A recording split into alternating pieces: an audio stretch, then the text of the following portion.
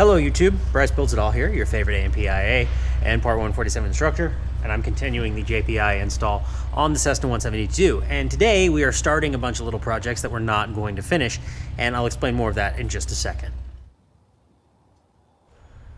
So first thing is first, I want to say that my dead cat is missing. If you don't know what dead cat is, it's a little foam thing that goes over the microphone so you don't hear a lot of wind noise. I don't know what happened, but it fell off the microphone at some point. So if you hear a lot of wind noise, I do apologize. It'll cut in and out. It is what it is. But I'm starting with figuring out the fluid lines. I've got the mandrels and everything to fix this at the school, but I'll show you a little bit better what that is. So this is going to be my manifold pressure line, and I've just sort of run it along the steel tube structure, if you will, and zip tied it in place. It comes up the back, and I've marked it where that's going to go on the firewall. Then on the other side, I've got it looped over itself because I'm going to use the rest of it down here for the oil pressure line. Now, I've spent the better part of the morning trying to figure out a way to get this out of here because it feels like they welded it into the accessory case. I'm not exaggerating. It is the tightest fluid fitting I've ever seen. I've used like a 1 foot breaker bar and it's still not coming out. So I'm gonna try to figure out a way to get that out without breaking it, and then I will get back with you very shortly.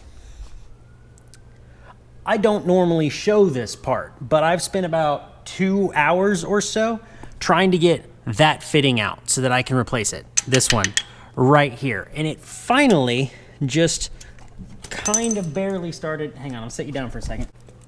It barely just now kind of started to come loose. It broke off. I tried hammering a socket into it. That didn't work. And now finally, look at, yes, finally a little bit of progress with this thing. I don't know how I'm going to get it out the rest of the way, but it's at least loose. I tried vice grips. I tried hammering a socket onto it, and it broke. I tried putting, actually, first thing I did was put a crow's foot on it, and the crow's foot immediately stripped it because I think they put it in with JB Weld or something. So I had to take all the baffling off, which was not easy, and I finally got that out of the way, and now it's loose. And obviously there's no amount of words that is going to justify to you guys how long that took because you didn't see it. But I started at, what time did I start? Started just after 9 o'clock. It is now 10:50. So yeah, 2 hours almost. That was ridiculous. Again, I'd like to apologize for the wind noise. I don't even know where I'm at in the video at this point. I've wasted so much time on this fitting. I actually just went to lunch. My wife came and met me, but there is the new fitting installed. I'll have to make the fluid lines tomorrow. Got the baffling and everything back on it, and I'm gonna go ahead and continue wiring. But before I get much further, I've got the key for the other hanger. So I'm gonna go get all the empty fuel cans, and I'm gonna go ahead and get the fuel out of it because I will have to calibrate the fuel senders, and the fuel senders are really the third or fourth thing left that I need to do. So I want to get those in so I can get them wired up. So I'm going to make the arduous walk back and forth from hangar to hangar carrying empty fuel cans until they are all over here. Okay, so the fastest way I know to get the fuel out, and probably the easiest without removing the fuel drain and making a whole big bunch of, that doesn't make any sense, without making a big mess, is to just siphon it out with a clear hose. Careful when you do this not to drink a lot of gas. But yeah, I'm just gonna stick it up in there, suck a bunch of gas into this, and then fill it up 1 5-gallon bucket at a time. The nice thing about this is you can put your finger over it, lift it up out of the way, bring in a new 5-gallon bucket, stick it in there, and then release your finger. So let's do it.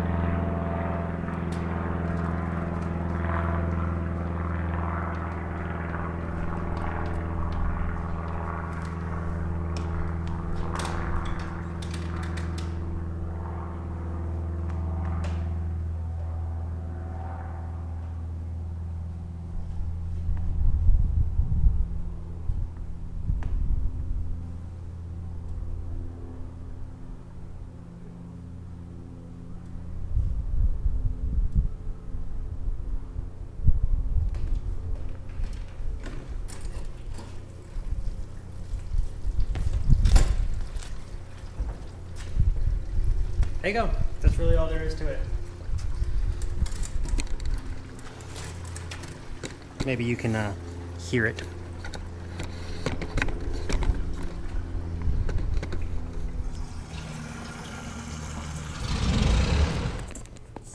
once you have like 99% of the fuel out, like I got almost 18 gallons out of it, just siphoning it out from over the wing.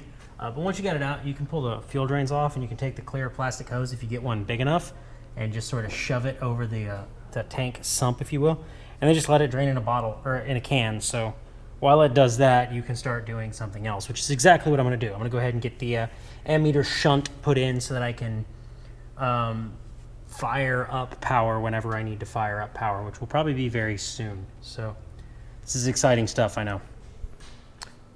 You join me from atop the wing, and I need to get this fuel sender out so that I can get the Cies fuel senders up in here. And this is honestly really easy. Take the screw out, take these 5 other screws out, which, oh, there we go.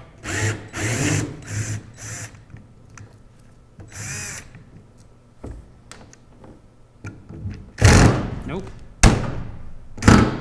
That's not gonna work.